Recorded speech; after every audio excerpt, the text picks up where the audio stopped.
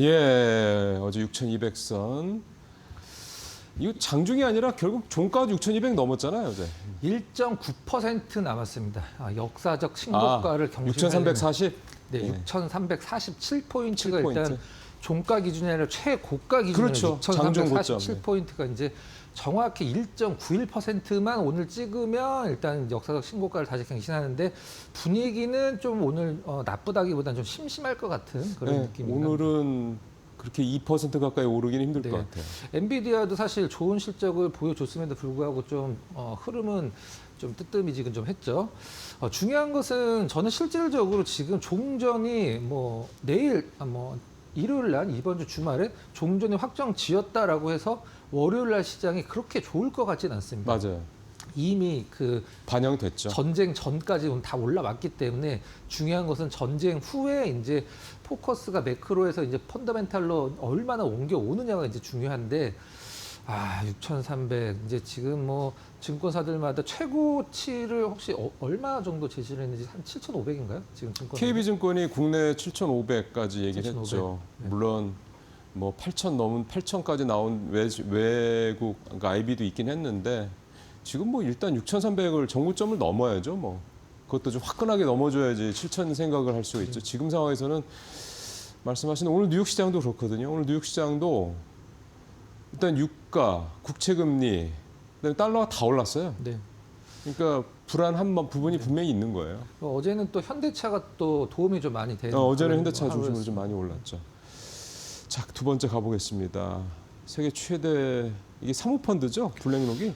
자산이 뭐 이경원이죠. 경단이잖아요, 이경이죠. 이게. 이경이 사실 저희 나라에서 경이라는 숫자를 한 번 경험을 했었죠. LG 엔솔 IPO 때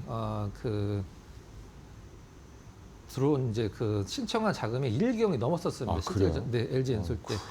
한국 증시 보고 신흥국 비중 확대상 이게 무슨 얘기예요? 네. 아이쉐어즈 ETF 운영하는 것으로 유명한 이제 블랙록인데요. 한국 증시 뭐 신흥국 비중 확대를 이제 한국 증시 때문에 네, 그렇죠. 미국 주식도 좋고 일단 시중국 주식도 좋은데 신흥국은 한국을 보고 이제 비중 확대를 결정했다라는 내용인데요.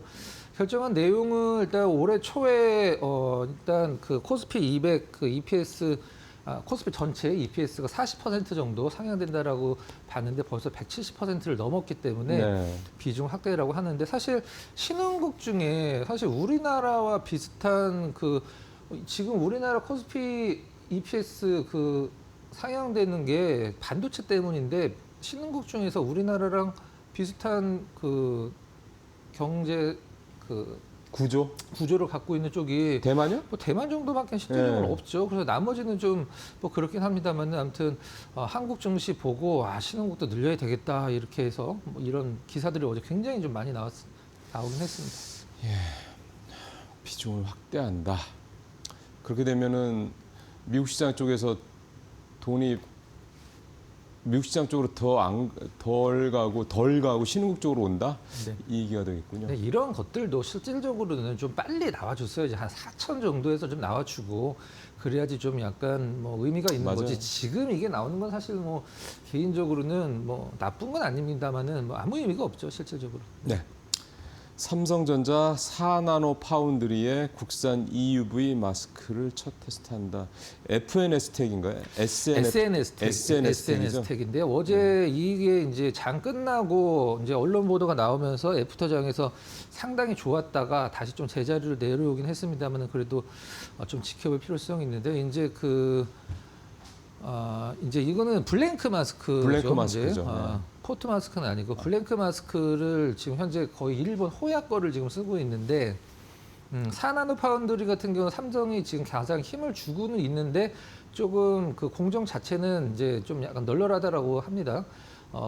삼성은 이제 4나노에서 무엇을 만들고 있냐 하면 HBM4 이제 베이직 다이를 거기서 만들고요. 그다음에 테슬라 AI5 뭐 이런 거를 이제 여기서 한다고 네, 여기서 4나노에서? 만들죠. 네.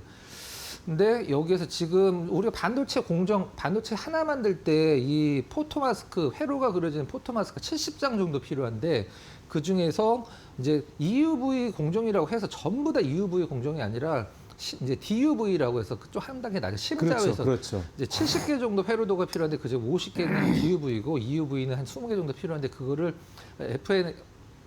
SNS 텍 걸로 지금 한번 한다라고 하는데 이게 또 장당 한 뭐 5천만 원 이상 되는 거기 때문에 지금 현재 삼성 입장에서 이거를 100% 국산화 한다라는 전제 조건에 1년에 한 수백억 정도를 이제 줄일 수 있다라고. 수백억밖에 안 돼요?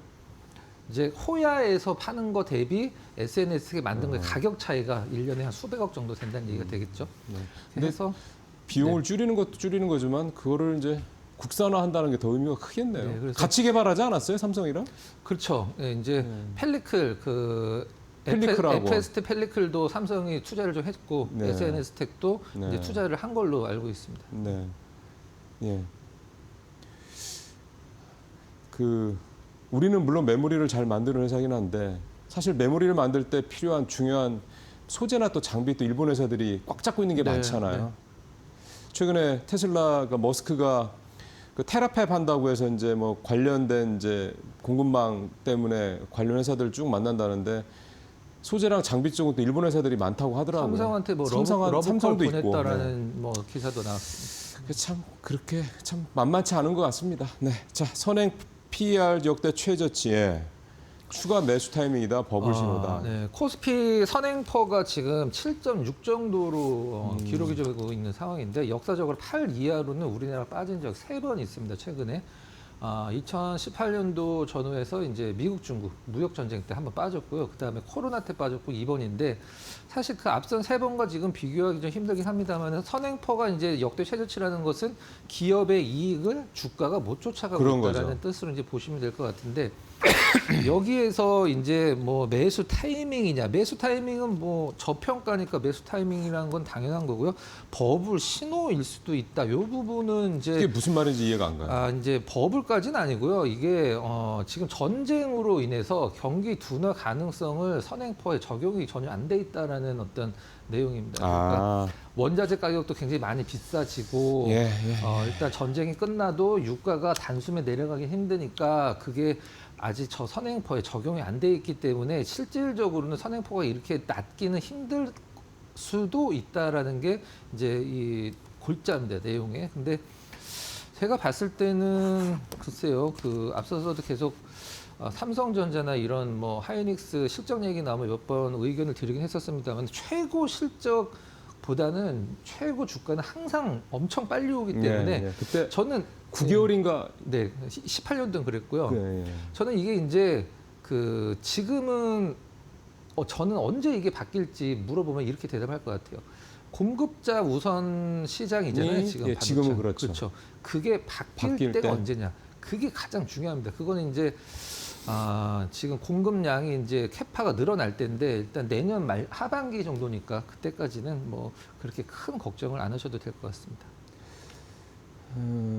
지금 최근에 뉴욕 시장에서도 장은 계속해서 올라가고 있지 않습니까? 오늘도 사실은 강보합권이긴 했는데 다 올랐거든요. 계속 이렇게 장이 계속 뭐 11, 12거래일 연속 계속 오르는 상황에서 이제 신중론도 계속 나옵니다. 근데 저는 최근에 월가에서 나오는 신중론 중에서 조금 뭐랄까 좀 관심이 가는 내용이 좀 이해가 되는 부분이 제이미 다이먼 JP모건 CEO가 얼마 전에 스컹크 파티라는 얘기를 했어요. 이 스컹크 파티가 뭐냐라고 이제 물어보니까 그게 뭐냐면 인플레이션이 다가오고 있다. 이제 이 얘기를 한 거예요. 전쟁 때문에 얘기를 하는 거죠. 아직 그런 부분들이 시장에는 별로 반영이 안 돼 있다라는 부분입니다. 그러니까 전쟁이 단기간에 끝난다고 해도 국제유가가 올랐기 때문에 그 충격이 이제 올 텐데 그거에 대한 걸 시장은 좀 너무 무시하고 있다라는 얘기를 하는 거 그런 부분도 있는데요. 아직은 시장은 별로 아랑곳하지는 않는 것 같습니다. 자, 마지막으로 가볼까요? 내릴 줄 알았는데 고퍼스 베팅 투자자 이 얘기는 되게 자주 하는 것 같아요. 올 네, 들어서. 오랜만에 나오는데 요거를 이제 실질적으로 이슈로는 처음 한번 좀 삼아보도록 하겠습니다. 좋습니다. 네. 가보죠. 사실 인버스를 사는 분들은 저는 이제 몇 가지로 나눌 수가 있는데요. 이제 작년 상반기 때 시장이 안 좋을 때서부터 인버스를 이제 사기 시작하면서 트럼프 대통령 1기 때 정말 우리나라 시장 역대급으로 오랫동안 빠진 장이거든요. 그렇죠. 한 1년 6개월 동안 떨어졌기 때문에 트럼프가 다시 당선이 되면 시장이 안 좋을 거라고 생각을 해서 인버스를 사신 분들이 계시고 그다음에 시장이 계속 오르면서 일단은 무를 타신 분도 계신다고 생각을 하고 있습니다. 그리고 4천 가고 5천 갈 때 이 정도면 이제 오를 만큼 올랐다 생각하시는 그쵸. 분들, 그동안에 그랬으니까 이제 뭐 그런 느낌, 한 세 가지 정도로 정리를 할 수 있는 상황인데요. 아직도 그 개인 투자자분들이 이제 인버스 ETF를 굉장히 많이 사고 계신다라는 그런 분석 내용인데요. 최근에도 그래요. 네. 최근에도 코덱스 200 선물 인버스 저거를 저 2배짜리 저거를 네. 최근에도 굉장히 많이 사시더라고요. 네. 일단 그 이제 얼마 전에 저희가 소개시켜드린 코스콤 ETF 체크 들어가시면은 매일매일 그 상승률 상위, 하락률, 하락이 나오는데 하락 상위권이 다 이 인버스 2배짜리입니다. 네. 그다음에 손실 확대도 개인 투자자 인버스 ETF 순매수. 어제 기관 투자자 외국인이 매수고 개인 투자자는 팔았다라고 이제 종합적으로 볼 수 있지만 네. 기관도 어제는 실질적으로 판 겁니다. 어제는 네. 그 금융 투자 빼곤 다 팔았습니다. 금융 투자 빼곤 다 팔았는데 어제 기관이 1조 원대 매수로 잡힌 이유는 이제 ETF 때문이죠. 실질적으로는 ETF 순매수 2위가 이제 아직도 코덱스 200 선물 인버스 2X가 2배짜리가 2위를 기록을 하고 있습니다. 아직도 그러니까 이거는 기관이 금융투자회가 뭐 금융투자가 샀다고 해도 네. 사실 시장이 떨어질 것을 보고 샀다는 얘기인 거잖아요. 그렇죠. 이게 이제 가장 중요한 건데 개인 투자자들이 그동안에 소위 얘기하는 재미를 많이 봤죠. 오를 때는 이제 곧버스 떨어지는 거를 사고 지수가 확 내릴 때는 레버리지를 사서 이게 이제 시장의 반대대로 어차피 시장은 급등하면 내려가고 급락하면 올라간다는 걸 학습 효과가 있기 때문에 그것 때문에 최근에 이제 어떤 시장이 많이 올랐기 때문에 인버스를 많이 산 것 같은데 뭐 KB증권 쪽에서 뭐 의견이 나오긴 했습니다. 좀 뻔한 부분이고요. 다음 장 보면서 네. 잠깐 좀 말씀드려보도록 하겠습니다. 이게 이제 그 수익률이 이게 네. 언제부터 언제까지예요? 일주일 정도. 최근 일주일. 정도인데 이게 이제 다 2배짜리가 다 들어있죠. 2배짜리 이제 뭐 키움 게 가장 많이 떨어졌다고 기사화가 많이 됐는데 뭐 다 비슷비슷한 거예요. 키움이 잘못한 건 아니고요. 진짜 이 2배짜리를 굉장히 좀 많이 사는 것 같아요. 제가 봤을 때. 근데 저희가 이제 ETF 나올 때마다 항상 강조드리는 게 이 2배짜리는 만약에 이 라인에서 내가 인버스를 2배짜리 샀다 떨어졌다가 다시 이제 뭐 레버리지를 샀다라고 치죠. 그럼 여기서 떨어졌다 다시 이 자리가 와도 본전이 안 옵니다. 그거를 표로 다음에 표로 한번 보여드리도록 보시죠. 할게요. 네. 자, 이제 아이고야. 시장 최저치가 2025년도 4월 9일 날 2293포인트가 최저치라고 보시면 돼요. 이제 그때 코덱스 200 선물 인버스 2X가 2,745원인데 어제 기준으로 191원입니다. 근데 여기에서 여러분들이 하나 의아스러운 게 있죠. 뭐가 의아스럽냐면 인버스는 주가가 올라갈수록 떨어지는 거기 때문에 주가 최고치는 여기입니다. 주가 최고치는 2월 26일 날 최고치고 그때 235원인데 그때보다 더 떨어졌다는 얘기잖아요. 그렇죠. 지금 주가 최고치가 아닌데 인버스 상품은 더 아래에 있습니다. 그러니까 만약에 예를 들어서 어떤 A라는 투자자가 25년도 4월 9일 날 인버스를 만약에 뭐 샀다라고 치죠. 뭐 1,000만 원 샀다고 치면 그래요. 그게 다시 2,745포인트가 까지 떨어져서 인버스가 만약 이때까지 올라간다고 치면 절대 본전이 안 옵니다. 본전이 안 된다. 네, 주가가 제가 봤을 때는 주가가 2천이 와도 본전이 안 올 것 같습니다. 그러니까 2배짜리는 시장에 올라가고 내려가는 걸 반복을 하면서 다 높거든요. 그래서 1배짜리는 정확하게 똑같이 움직이는데 2배짜리는 지수가 본전이 와도 위 방향 투자하셨든 아랫 방향 투자하셨든 지수가 본전이 와도 레버리지는 절대 본전이 안 옵니다. 그걸 알고 투자를 하셔야 되는 걸 알려드리기 위해서 이걸 좀 준비를 좀 해봤습니다. 원래는 여기가 최저점이 됐어야죠. 근데 이게 2배짜리의 가장 큰 어떤 맹점이라고 보시면 됩니다. 근데 왜 사죠? 앞서서 세 개의 예를 들어서 말씀을 드렸습니다.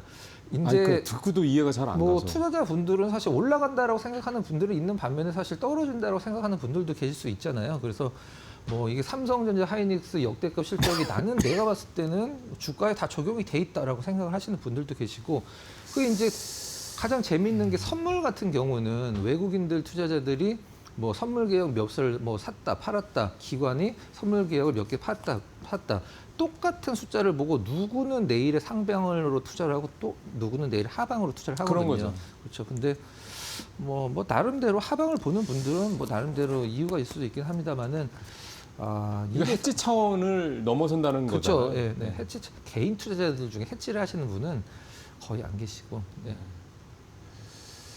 해지는 차라리 소액으로 워런트로 하시는 게 더 낫죠. 네. 뭐 맨날 혼내셔도 인버스 이렇게 사시는데 어떡합니까? 그런 뉘앙스를 말씀드리는 게 아니라 이 의견에 맞을 수도 있습니다. 근데 굉장히 좀 그 당분간은 굉장히 많이 힘든 시간을 좀 버텨야 되실 것 같다 이렇게 표현하도록 하겠습니다. 자, 가겠습니다. 네. 다음 거 언제 저 그거 가야죠. 관심주 가겠습니다. 제우스도 또 장비 회사죠? 네. 요즘에 또 저희 시간에서 세미5 네. 아무도 관심 없을 때 바닥권에서 추천드리라고 상한가 가고 뭐 굉장히 급등이 나왔죠. 반도체 장비주들 중에 좀 제일 덜 오르는 주식이 제우스인데 사실 제우스는 반도체 장비 세정 쪽도 하고 여러 가지 하고 로봇도 상당히 기술력이 좋긴 합니다만은 로봇 갈 때도 로봇주로 취급을 못 갖고 글쎄요. 반도체 갈 때도 사실 그렇게 높진 않고 작년에 실적이 굉장히 안 좋았어요. 제우스는 실적이 좋았을 때도 주가가 안 오르고 덜 오르죠. 실적이 안 좋았을 때도 지금 사실 반도체 장비주들 관련주들 중에 실적이 막 그렇게 좋아지면서 올라가는 게 그렇게 많지 않거든요. 네, 몇개안 실질적으로는. 되죠. 근데 제우스를 한번 주목해야 될 이유를 한번 준비를 좀 해봤습니다. 일단 습식 공정, 이제 세정이나 이런 쪽에는 상당히 뭐 우리나라에서 원탑이라고 보시면 될 것 같아요. 이제 그 웨이퍼를 닦아주는 거죠. 핵심 고객사 삼성이 되겠습니다. 실질적으로는 이제 패널 레벨 패키징 우리가 네페스 얘기할 때 말씀을 드렸죠. 네네네네. 웨이퍼가 동그란 게 아니라 이제 네모난 네모내지는 거. 게 네. 이게 이제 그때 그 앵커께서 장비를 다 바꿔야 되냐라고 질문하셨었는데 제가 알아보니까 우리가 이제 동영상 같은 데서 웨이퍼 위에 용액 같은 거 떨어져 갖고 네, 웨이퍼가 막 돌아가는 이제 네모난 건 그게 안 되니까 네모난 거니까 밀어 갖고 아. 작업을 해야 된다라고 해서 장비들이 대부분 바뀐다라고 합니다. 그래서 이제 주요 파운드리사 이제 PLP 공정 도입을 이제 TSMC가 상당히 이게 세게 밀고 있는 부분이 이제 PLP 패널 레벨 패키징이 웨이퍼가 네모난 거 그쪽 관련된 세정 장비를 이제 전 세계 최초가 되겠죠. 양산 검증을 지금 그래요? 하고 있는 상황에서 삼성에서 지금 테스트를 할 예정입니다. 그다음에 미국 기업이랑 이제 포토닉 디본딩 장비 개발 중이다. 이제 포토닉 디본딩 장비는 이제 웨이퍼를 이제 공정을 돌아다니다 보면 열 같은 거를 받기 때문에 웨이퍼가 휘어지거든요. 그걸 이제 와피지라고 표현을 하는데 그래서 그 웨이퍼 밑에 웨이퍼를 붙여 놓습니다. 휘어지지 말라고. 부장을 붙인다는 얘기예요? 그렇죠. 예, 웨이퍼 밑에. 그래서 그걸 띄어내는 붙여놓은 걸 나중에 떼야 되니까. 그걸 이제 그 훼손 없이 상처 없이 띄어내는 장비를 이제 만들고 있는데 이게 상당히 마이크론 대상으로 이제 출시 예정인데 이미 구매 의향서를 받았다라고 기사화는 됐습니다. 이제 그다음에 이제 TSV 공정 이후에 이제 세정 공정에서 기술 경쟁력 이거는 뭐 당연한 부분이고요. 네. 삼성전자, 하이닉스 비롯해서 미국 고객사 마이크론 쪽부터 구매 요청서 확보를 받았다. 이게 요 부분입니다. 실질적으로. 네. 근데 뭐 좋아도 주가가 잘 안 움직인다면서요? 네. 관심을 좀 이제 받을 때가 된 것 같습니다. 제가 그래요? 봤을 때는. 이제는 이제 이번에는 다르다 그 말씀이신 거죠? 차트 가보겠습니다. 다를 것 같다라고 표현하도록 하겠습니다. 수급은 아직 좀 좋진 않은데요. 이제 주가가 좀 거의 저점을 잡았고 이제 어제 같은 경우 나름대로 안정된 흐름을 보여주고 있는 상황인데 제가 봤을 때는 이제 제가 이 얘기를 요즘 좀 가장 말씀을 많이 드리는데 많이 빠졌다라는 것은 두 가지 메리트가 있는 거예요. 그 리스크가 감소를 했다. 내가 사고 나서 더 떨어질 위험이 줄어들었다. 그다음에 안전 마진이 높아졌다. 남들 목표가가 여기면 남들은 여기서 사는데 나는 여기서 산다. 이게 두 가지 메리트가 있는 거죠. 리스크 감소, 안전 마진 감소 측면에서 뭐 제우스가 딱 두 가지를 충족하는 종목 중에 하나라고 생각을 하고 있고 작년에 실적 엄청 안 좋았습니다. 제우스 치고는. 근데 올해 좀 턴어라운드 기대를 하고 있기 때문에 저점 매수 요회 보여서 한번 준비를 해봤습니다. 어쨌든 바닥은 좀씩 올라가네요. 저점은. 그거는 일단 그나마 좀 다행이다 생각이 듭니다. 글쎄요, 이번엔 다룰 수 있을지 나중에도 한번 제우스는 한번 체크를 좀 해보겠습니다. 오늘 말씀 잘 들었습니다.